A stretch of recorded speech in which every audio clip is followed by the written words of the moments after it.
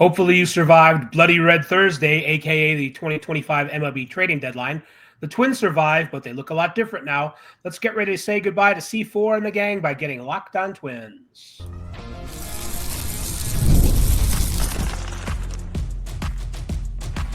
You are Locked On Twins, your daily Minnesota Twins podcast. Part of the Locked On Podcast Network, your team every day. Hello again, everybody, and welcome back to Locked On Twins, your daily go-to source for the top Minnesota Twins insight, discourse, and analysis. Personally, it's my favorite show of the Imperial Locked On Podcast Network, which, by the way, brings you your team every day. Don't forget to hit like and subscribe, and don't hit too hard. We know you're upset right now. Where applicable. I'm Dave Brown, an MLB writer who remembers being warned the Twins could trade most of the players they ended up trading, but it all still seems like a shock anyway. I'm also a BBWA member and a Hall of Fame voter. Across the Great Plains of cyberspace's Brandon Warne, who, Brandon, he didn't get traded, did he? He's still here, right? Brandon was a Twins fan who became a Twins writer, and now he's both. You can find his work at the Access Twins newsletter and mine periodically at Zone Coverage. On this podcast, the Twins traded about 40% of their active roster, and fans are pretty livid. Even though it seemed like a lot of people wanted the roster taken apart, I'm hearing a lot of remorse and disappointment and bitterness. Still, the people have a right to be upset, most of them anyway. We will grade all 9 trades, I think. It's 9, the Twins made over the past several days. We'll start to unpack the Carlos Correa saga, although we won't get to cover all of it today.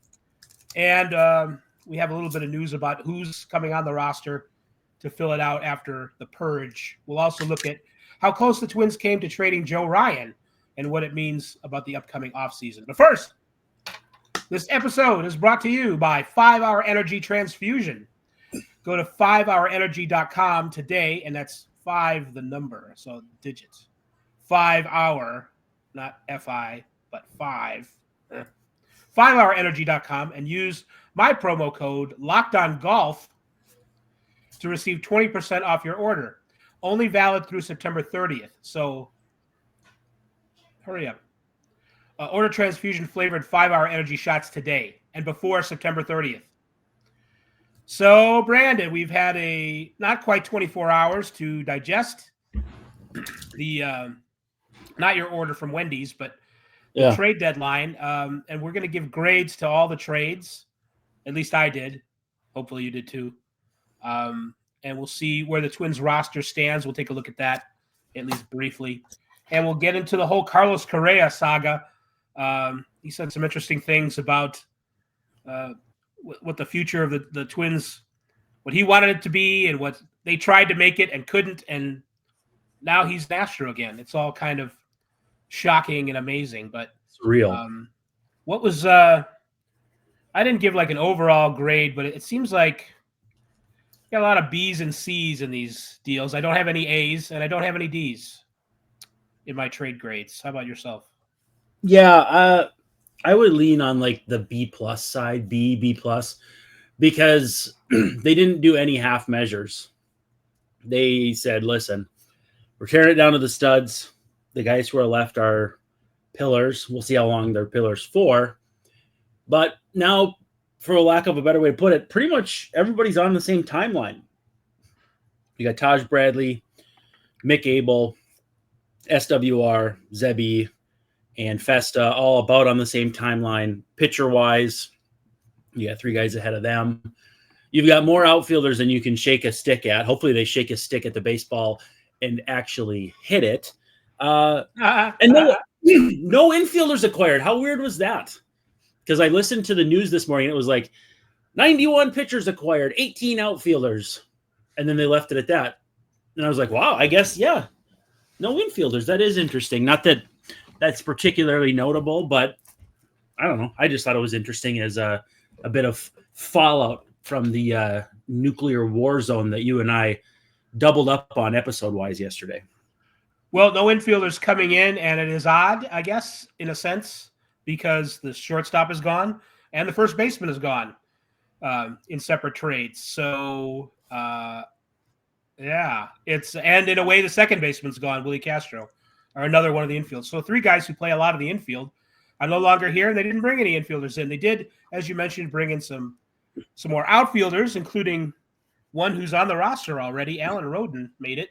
Yeah. Not everyone is, though. Like Mick Abel isn't on the roster. They haven't put Taj Bradley on the roster yet.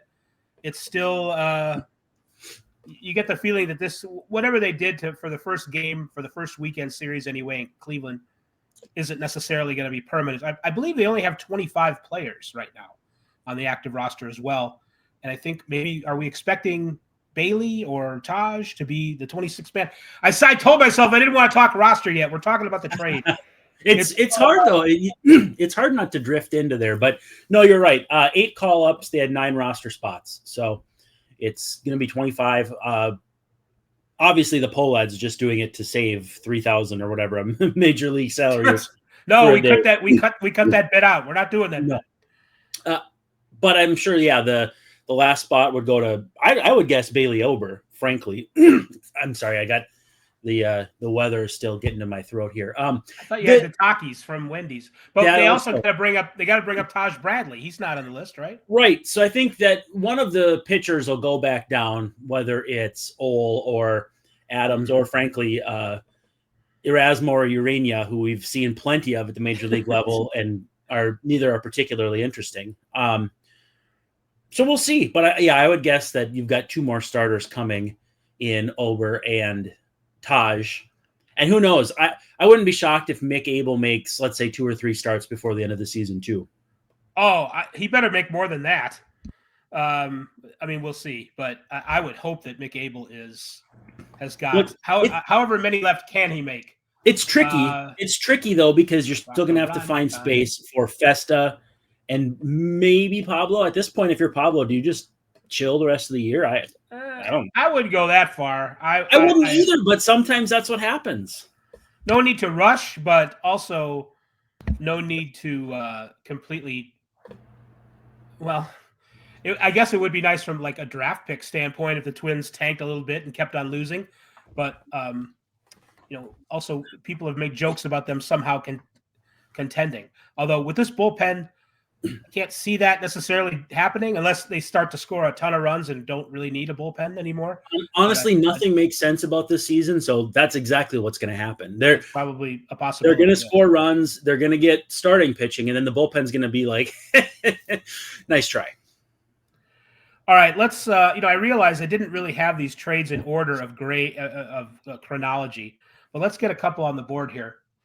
I guess the first one was it wasn't a deadline deal, and we've talked about Paddack for Jimenez, but Enrique Jimenez, but I'm giving that a B.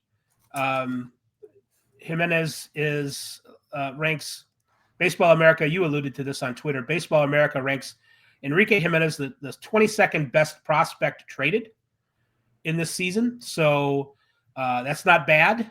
That's, for example, Eduardo Tate is the number 2 prospect, and Matt Mikulski is, I'm not sure if Matt is Polish or Russian, but he's 92, right? And he's not Russian to the major leagues, that's for sure. He's not Russian to the major leagues.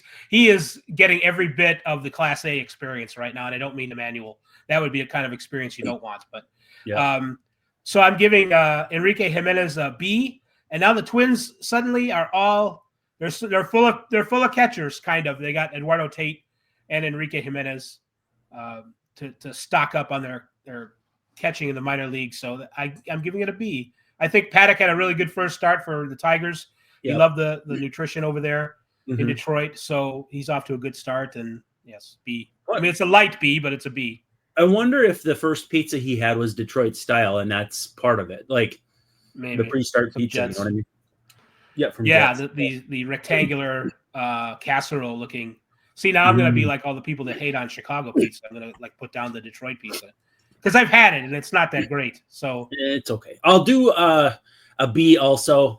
Basically, knowing what we knew at the time felt like a pretty good deal. Knowing what we know now, I don't know that it changes that much, but given the fact that not really many impact starters switched sides, I mean, who was the best starter that was traded? Probably Bieber, and he's hurt, right? Is Bieber, yeah. Well, he's not he's hurt. Close, he's rehabbing. Close. He's made 4 rehab starts, so he's close. But like, he's not of all the guys talked about, there was Joe Ryan, there was Dylan Cease, there was Sandy Alcantara, Edward Cabrera.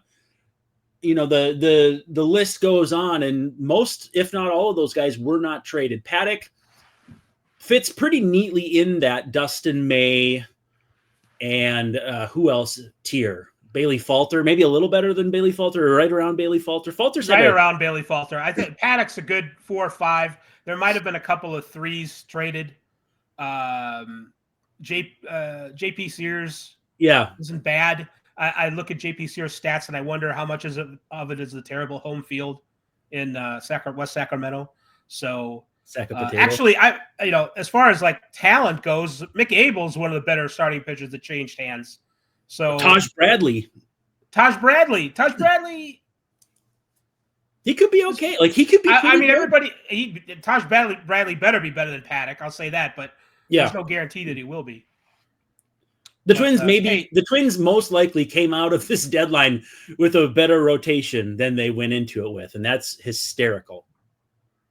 It is funny. It's still a strength of the team. They certainly didn't come out of it with a better bullpen, but I also think that the players that they got, they can make a better, not a better bullpen, but they can make a good bullpen by this time next year, let's say, or by April. Spend the rest of the year, figuring out if Marco Correa goes out there, and if Pearson Ole goes out there, and if Travis Adams goes out there, any number of guys. I'd love to see Marco Correa get called up just so he can get some major league games under his belt, because I think he gets a little nervous sometimes. I also think him as a reliever would be a good dipping his feet in the big leagues, just like even if he relieves for a year and then starts. Not that that's a common transition, but if you get his feet wet as a power reliever, there's worse things to do, and they're going to need them. So I don't know. Okay, we've done a really good job of staying on point with the grades so far. We have one done. Usually. So we're going to take a break and come back and do like more.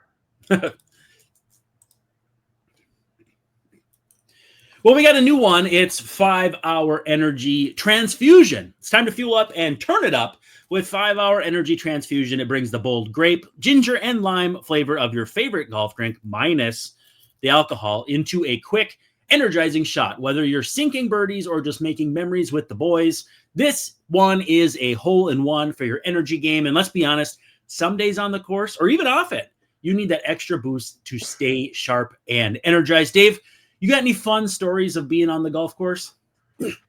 Fun stories? Golf is one of those things, Brandon, where it sounds like a great idea and you get all excited about it, and then you take your first drive and you're like, what have I done? And I've avoided it for much of my life just to not mess up my baseball swing, and I have now graduated to old and fat, so I don't need to worry about that. And so I'm getting into golf with my neighbor. We've been having a lot of fun. I, in my infinite wisdom, went out there and started ripping balls, realizing that you got to loosen up. You got to get yourself ready for that. And so I needed a little 5-hour energy transfusion after the fact to keep me going for the rest of the day. Golf, though, all about good times with good people and good flavors. Of course, the grape ginger lime flavor gives you the best parts of your clubhouse go-to without chasing down the beverage cart. If you go to 5hourenergy.com today, that is the number 5hourenergy.com. You can use my promo code LOCKEDONGolf to receive 20% off your order. The offer is only valid until September 30th on one order and cannot be used with other promotions. The code is not good on subscription offers. Whether you're meeting up with friends or trying to turn 18 holes into 36, get the energizing boost you need to power through. Order transfusion-flavored 5-hour energy shots today. Transfusion can functioner. All right, so we're grading the Twins trade deadline. I didn't give any of the individual trades A's, and I don't mean like Mason Miller kind of A's. Or Fonzie. The highest grade, though, I did give any trade to, at least on a curve, maybe the kind of curve that he throws to get people out. The Jhoan Duran trade. Eduardo Tate and Mick Abel, 2 top 100 prospects from the Phillies. Tate, maybe a better prospect, but in a way still more of a long shot because he's a catcher. But it looks like he's going to hit. He's hitting already, and he's not quite 19.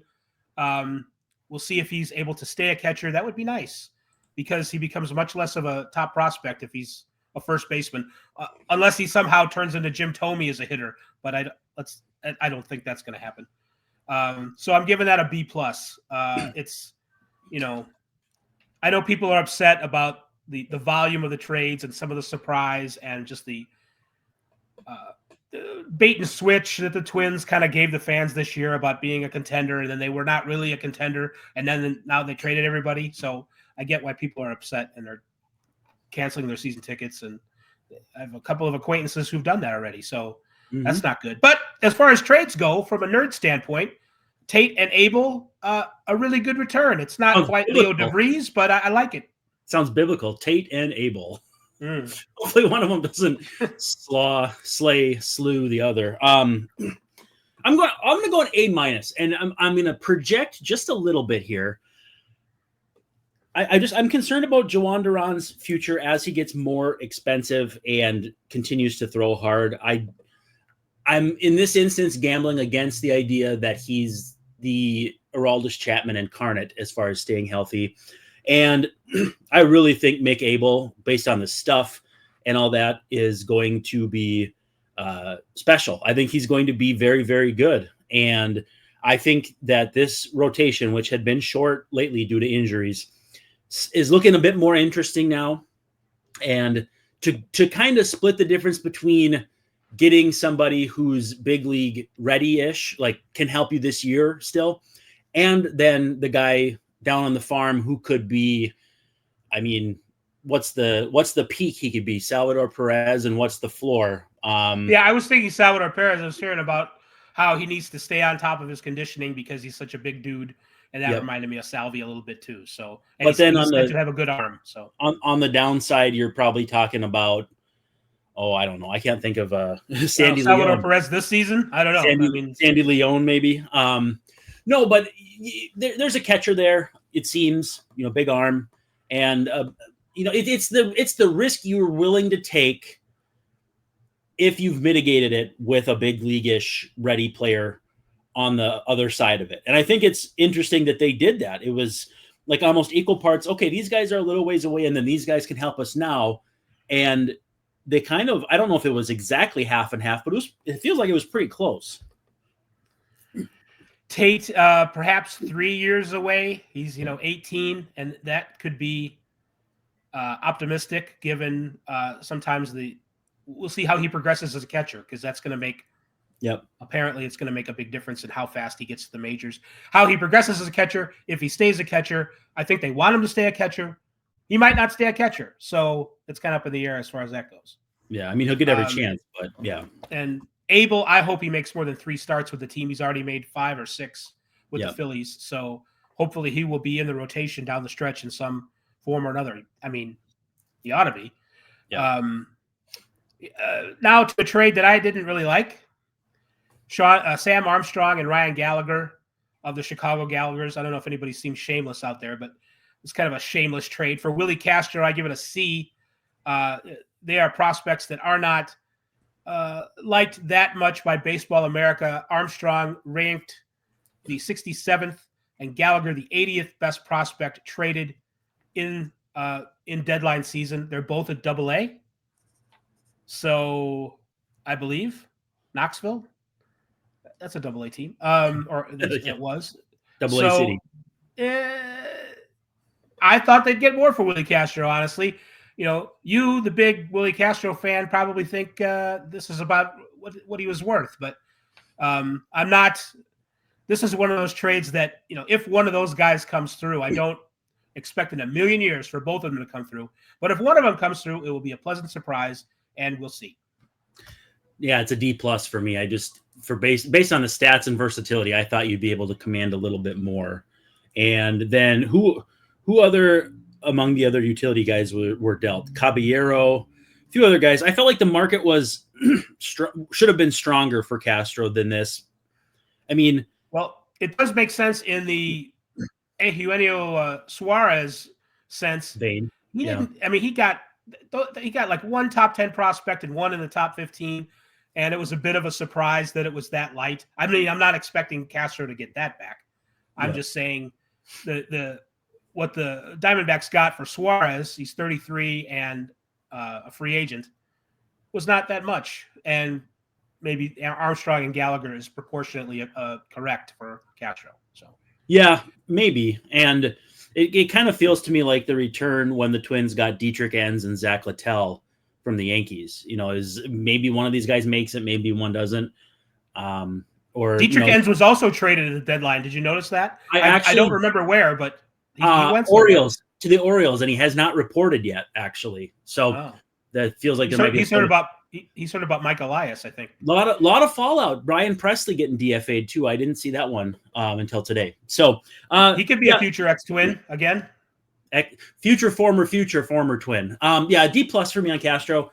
I've made clear my ambivalence for him, but the skill set based on results to me maybe should have brought more than that. But you know what? I will give Derek Falvey credit for identifying pitching. He's done a pretty good job of that. I mean, Joe Ryan in a trade for Nelson Cruz, give him credit for that. And you got to give him credit for the late-ish draft picks of David Festa, Bailey Ober, and all those guys. Even Zebby. Those aren't first-round guys. So if they've identified these guys as like, oh, we like the carry on their fastball, or we think they've got the spin rate on some, I don't know, all the stuff that is well beyond my pay grade intellectually, then sure, I'll revisit this grade and give it a boost. I mean, granted, grading things 24 hours after they happen it's almost like, I was thinking of this, it's the preseason Big Ten all basketball team, right? Like they do a preseason version and then they do a postseason version, and there's always differences, right? Preseason player of the year. That's kind of what we're doing here with the trade deadline, even though it's after the deadline. We definitely still want to make time to talk about Carlos Correa, and we'll do that in the final segment. So we'll do a couple more deals here too. James Outman on the roster, not on the roster yet. They're going to give the other guy a chance. They're going to give Big Al a chance to play left field today, but the other fella is not on the roster. James Outman for Brock Stewart. I give it a C+, just because it wasn't the kind of deal maybe we were expecting. Yeah, he's major league ready. Outman has gone through basically an extended slump when he's been in the majors ever since he broke in 2023, I believe. Yes. So I still have hope that he's going to be a good defensive player, and maybe he can hit some dingers and go get it on defense. I give the trade so far a C+, with maybe room to grow. I gave it a B just because with Stewart, there's that added volatility of, is he going to get hurt again? And again, not that I'd ever wish that on anybody, but that does temper, I think, your expectations for a return. A lot of teams that traded relievers like Camilo Doval, they didn't. The Yankees fans that I saw were elated that they didn't give up much of anything for him. Whereas the Mets fans, giving up what they did, was it Tidwell and boy, that's fun to say. And then what was the other guy's name? Gilbert. Like, I feel like there were some varying degrees of that. With Outman, I do want to take credit for one thing. I did say I thought they might try to grab some big league players, cast off types, and Outman's a good example of that, because the Dodgers and the way they operate is not really friendly to players, especially a guy like him who debuted at 26, I think. They're not going to wait for you. And he didn't even make them wait. He was very, very good that first year. And they still said, we're going to do something else in whatever, left, center, right. I mean, didn't they add Conforto? And they're constantly getting new players rather than relying on guys who were there before. I think if you give Outman an extended runway and he's anything close to what he was in 2023, which I believe he can be, this trade could work out really nicely for the Twins. Now, why they didn't call him up, I don't understand. And I saw a friend of the show, Doogie Wolfson, say service time, give it 13 days. Why would you play service time games with a guy who's 28? Now, if they don't want him to be Super 2, whatever, okay, fine. I don't care. I think that's foolish, because you don't even know if you're going to want him for years 4, 5, and 6, let alone whatever. But these games may not have any consequences. Whatever. I think Outman could be the sneaky pickup of the deadline. And if he turns into a nice everyday left fielder and catches the ball out there, or right field, then they did okay. Let's take our last break. We'll run through the other trades and talk more about Carlos Correa, who probably deserves his own show, actually. Well. Oh, sorry, got that. Game Day Hue coming in here. Today's episode brought to you by Game Day Hue. And so this is the hat that I've been wearing out when I've been doing my golfing, when I'm doing my yard work, all kinds of stuff. Actually, not yard work. I'm trying to keep it a little cleaner than that. But when I'm out and about, I've been wearing my Game Day Hue hat. And this is for Vikings fans like me. This one hits the mark. I didn't get the Twins ones. I chose the Vikings colors. I like the gold. I love it. Game Day Hue makes clean, no logo gear with team-inspired colorways for every pro and college fan base. I tell you what, if you go on their website, GameDayHue.com, you will get lost, absolutely lost in the depth of different team designs that they have. Highly recommend you check it out. Carve out a little bit of time, though. Yeah, it's all about letting your color speak for you. No giant logos, just smart, versatile style that works on game days, on the course, or anywhere in between. Again, I love rocking it on the course here with my golf glove. Besides, they got hats, they got gloves. You can wear it to not only your tee time, but a tailgate. Even if you're just out and about on the town, you can wear it and people will recognize. They'll say, hey, like that hat, where'd you get it? And you quickly can tell them Game Day Hue, check it out, and give them this promo code, because right now you can get 15% off with the code MLB15 at GameDayHue.com. That's GameDay, HUE.com. The code even stacks on bundle deals, so now is the time to load up. Let your colors talk, because colors speak more loudly than words. That's GameDayHue.com, code MLB15. Locked on Twins home stretch. We didn't really keep it concise, so I think our next show we should just talk about Carlos Correa. Yeah, and go into more detail about that. So can we just grade the trade though, like just straight up grade? We can. Yes, we'll grade the trade, but it's not really going to make a lot of sense. So the Carlos Correa trade is for left-hander Mike Mikulski. So it's Carlos Correa and I believe $33 million, which covers the rest of his salary this season, and then perhaps maybe half of next season, maybe a little bit more than that. Yeah. So it's kind of a bitter taste. I give it a C, because that's where I'm at too. It's worse than that. It's maybe better than that, because it also, the trade, it goes, we don't know like what they're going to do with the money other than pocket it like Bob Nutting would. Yep. So I wouldn't put it past them. How much of it is Bob going to spend? Nutting. Absolutely nutting. Exactly. But Mikulski's a guy he might literally be stuck in A-ball. So should we send like proof of life directions down there? Because he's been at all kinds of A-ball stops for like 5 years, and he's never leaving. So I don't think he's ever going to see Target Field unless he buys a ticket. In the league that I play in, my sim league, when you make a trade, if you trade for draft picks, you have to throw in what they call a 1.0 prospect, and it's just a guy who the draft gives you in like the 15th round.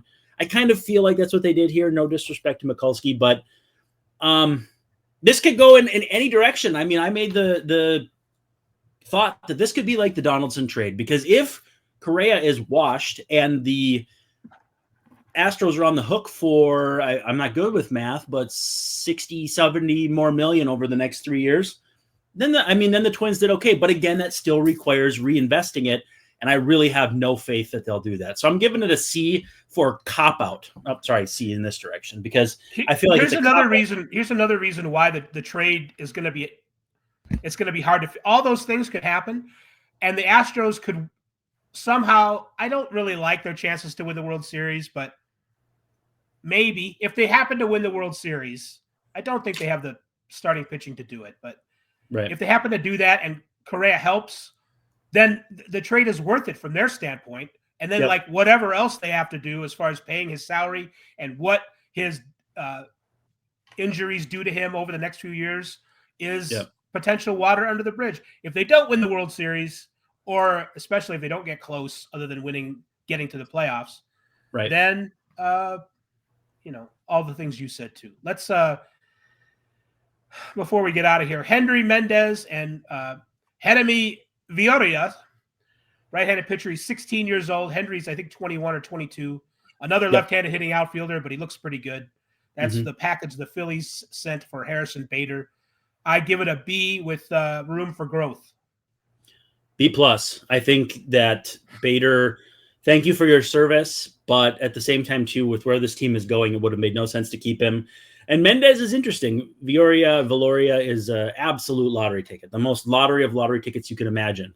But another corner outfielder with plate discipline. I mean, it's not maybe quite Rodin, but it's interesting. And the Twins needed to get interesting if they were going to be different. They've still got to be interesting. They did okay. B+. Garrett Horn is coming for Danny Coulombe. He's a left-handed pitcher, can reach 97 on his fastball. Maybe a bit of a lottery ticket. Who knows? I mean, if they did good scouting, maybe he can come up and give you some Danny Coulombe type outs. You know, the Twins have had some weird issues the last few years with left-handed pitching. So out of the bullpen, it's kind of, we'll see how it goes. I don't expect much. I'm giving this trade a B, but it could end up being like a D or an A. So I'm going B-. It's really hard for me to think of it being horrible just because Coulombe's a free agent and they could use him, I guess, in a high leverage role like the Twins did. But for a lefty who doesn't throw that hard and he's going to be a free agent and was available this offseason for just a few $1 million, I don't know. Maybe I'm overthinking it because he has been tremendous. But get a lefty who throws gas and he's got a chance. It is what it is. I think it was okay, but not great. I'm going to go B-. Should I end with the one I'm excited about or the one that I'm not excited about? I'm not excited about necessarily Taj Bradley. That's the opposite of where I would have thought. I thought you were going to say 24. He's only 24, but I don't know if this is going to work. They had a good pitching coach in Tampa. That doesn't necessarily mean that Tampa this year, not St. Petersburg. So I don't know that yes. that Pete Mackey is going to do any better. Maybe he will. Maybe it's just a matter of time. Lots of inconsistency from Bradley. Sometimes he sort of gets in over his head a little bit out there. I'm giving this a C+. Griffin Jax, maybe I would have held on to him for something more in the offseason or packaged him with someone else in the offseason. It's not like the Rays are selling, so it's not like they traded him to a contender who wanted Jax for this playoff season. You know what I mean? So I don't know if the return was going to be any much less worse in the offseason. I give it a C+. I don't really the deal doesn't make no sense, but I see a lot of danger here. I'm going with B+ because I do like Bradley, and I think that a lot of his struggles can be chalked up to early pitcher nonsense and early career pitcher nonsense. Now, part of early career pitcher nonsense. I think I studied that in junior college. I tried to study that, but my guidance counselor said it wasn't real.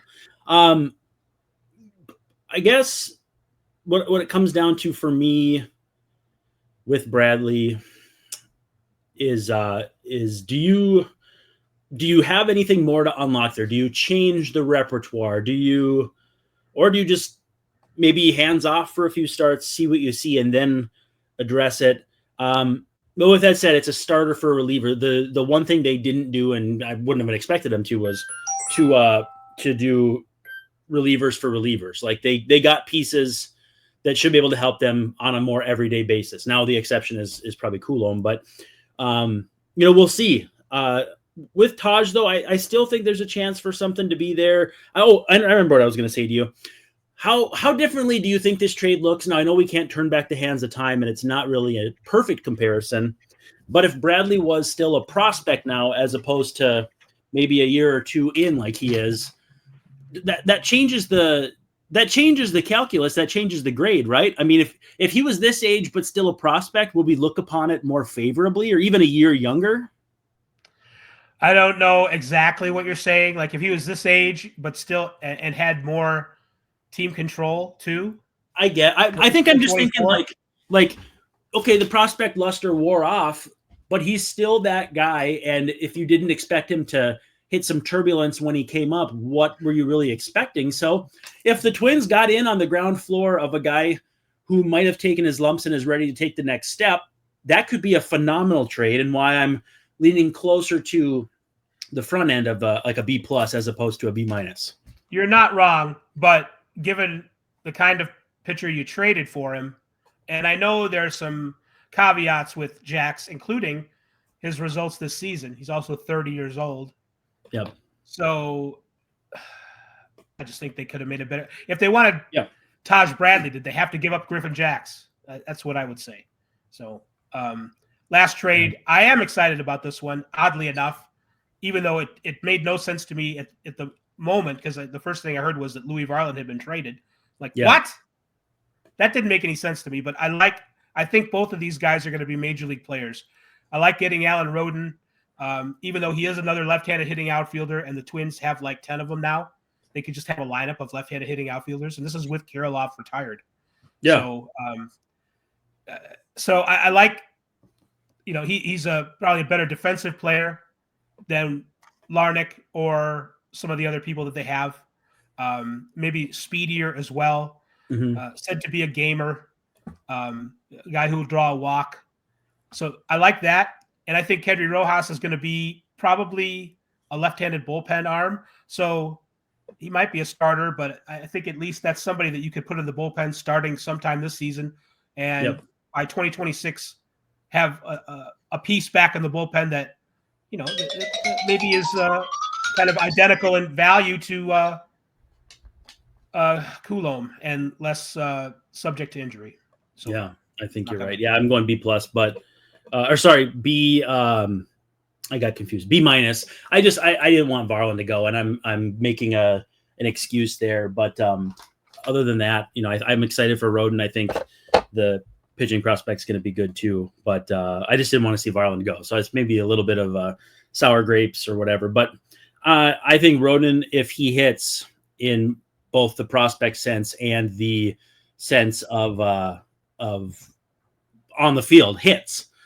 You might have a 15-15 guy who has a 380 on base, and suddenly you've recreated Stephen Kwan in the aggregate. I don't know. Maybe not. Hey, that's not bad. I like that. I wasn't expecting that comp, but that's a nice player.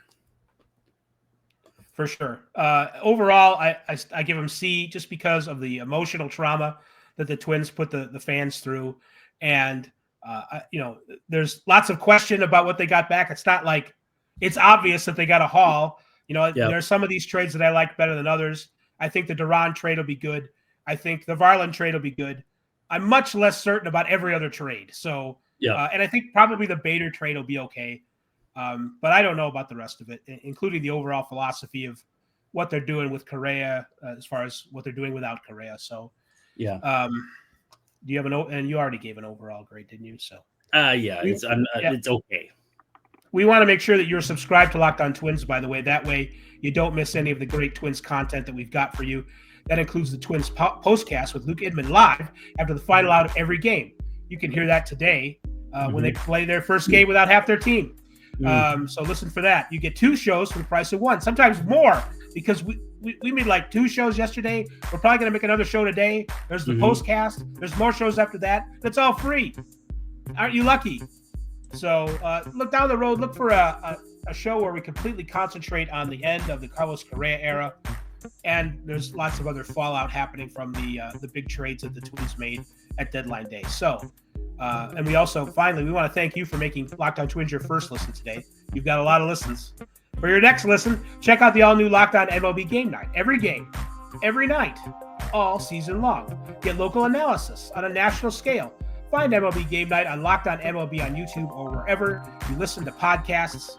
So for my friend Brandon Warne, this is Dave Brown. Wishing you all a very pleasant good evening. Say we will Alexei Casilla, not traded, tomorrow night.